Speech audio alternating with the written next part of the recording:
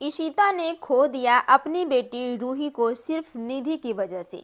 आगे बढ़ने से पहले वीडियो को लाइक कर लें, चैनल को सब्सक्राइब कर लें।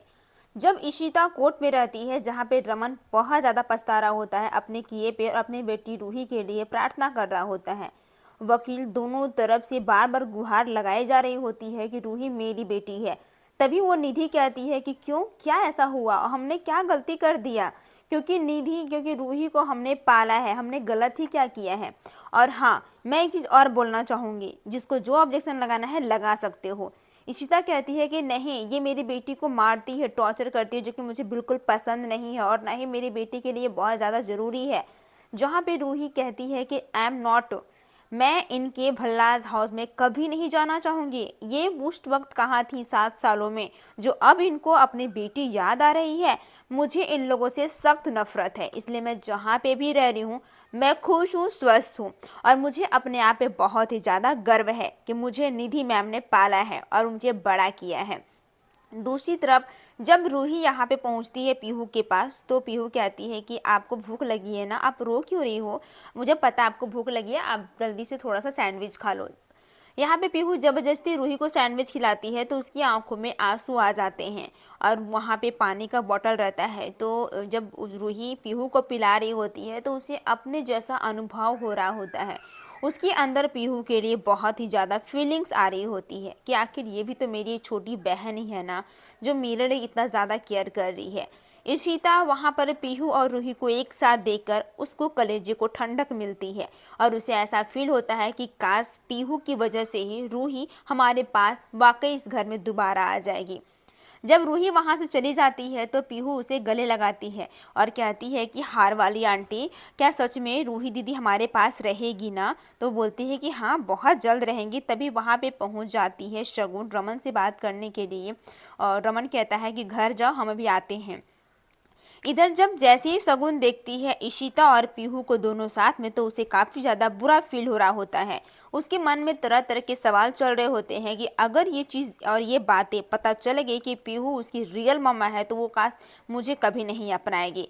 जब दूसरा हियरिंग का टाइम आता है तो रूही साफ साफ कहती है कि नो मैम, मुझे ये लोग से कोई प्यार नहीं है और ना ही ये लोग मुझसे प्यार करते हैं, सो प्लीज़ मुझे अपने मैम के पास जाना है। और ये लोग खुद को क्या समझते हैं, मुझे मेरी बेटी, जो कि खुद इशिता भल्ला, जो कि यहाँ पे इशिता अय्यर, जो कि यहाँ कभी 7 साल में थी ही नहीं, ये तो मुझे यूं ही भूल गई। ये तो खुद अपने दोस्त के साथ 7 साल से ऑस्ट्रेलिया में रह रही थी। और मिस्टर रमन भल्ला, जो कि इनकी खुद अभी एक्स वाइफ के साथ शादी हो रही थी, जो कि पोस्टपोन हो चुकी है, शादी ही नहीं हुई, तो ऐसे फैमिली में मैं कैसे कंफर्टेबल रह सकती हूँ। इधर निधि बहुत ज़्यादा खुश है कि फाइनली अब मेरा वार काम कर रहा है। जहाँ पे रमन बहुत ही ज़्यादा रो रहा होता है और रूही बस एक चीज़ कहती है कि मुझे निधि मैम से लगाव है, मुझे इन लोग के पास नहीं जाना है। तो आई हैड दिस इन्फॉर्म, मुझे ये बिल्कुल पसंद नहीं है। तभी वहाँ पे निधि आ जाती है और जब निधि से कुछ सवाल किए जा रहे होते हैं तो इशिता भड़क जाती है और कहती है कि ये मेरी बेटी को अच्छे से नहीं रखेगी, जो माँ बाप इसे प्यार दे पाएंगे वो ये निधि कभी नहीं दे पाएगी।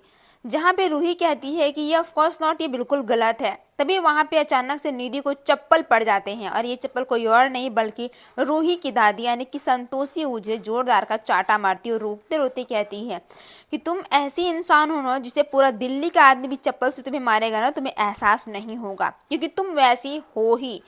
तुमने मेरी बेटी को कुछ साल पहले किडनैप कर लिया था, जो कि मुझे अब मेरी जब रूही मेरी वापस मिल रही है तो तुम्हें इसमें क्यों है। मेरा बस चले तो मैं तुम्हें तो यहीं पे कुछ कर दूं।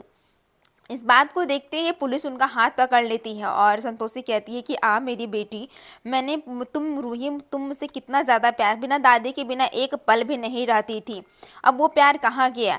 जहाँ पे रूही की आंखों में आंसू तो रहते हैं लेकिन वो पछतावे के नहीं बल्कि उसे एहसास होता है कि मुझे उनके पास नहीं जाना और अपने मुंह को वो फेर लेती है।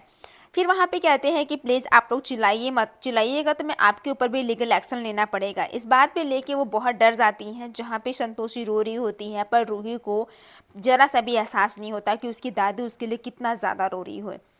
इधर इशिता के मन में सवाल चल रहे होते हैं कि हे भगवान, ये मुझसे कितनी बड़ी गलती हो गई, मैंने अपनी बेटी को ही खो दिया, जो कि मेरी बेटी इतनी प्यारी थी। इधर रमन इशिता वो चीज़ को याद करते हैं, याद करते हुए इशिता रमन दोनों टाइम स्पेंड करते उन्हें बुरा फील होता है और इशिता कहती है कि रमन अब हम क्या करें। जब जज से मिलने के लिए दोनों अंदर जाते हैं तो वो इशिता के ऊपर ब्लेम करती हैं जज साहिबा और कहती हैं कि ये वही रूही है जो आपके बिना एक पल नहीं रहती थी और आज वो निधि के पास रहना चाहती हैं। कहीं न कहीं आप दोनों की कमी है।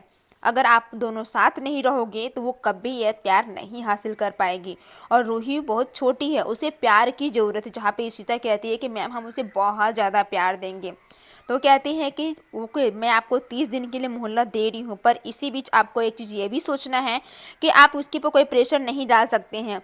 उसका निधि और उसका हमने तो वीज़ा तो अभी रुकवा कर रखा है 30 दिन के लिए, उसे नहीं मिलेगा, उसे इसी शहर में रहना होगा। लेकिन एक चीज़ का आप खास ख्याल रखिएगा कि रूही को इस बात का पता नहीं चलना चाहिए कि आप दोनों पति पत्नी नहीं हो और ना ही आप दोनों कभी झगड़ा करते हो।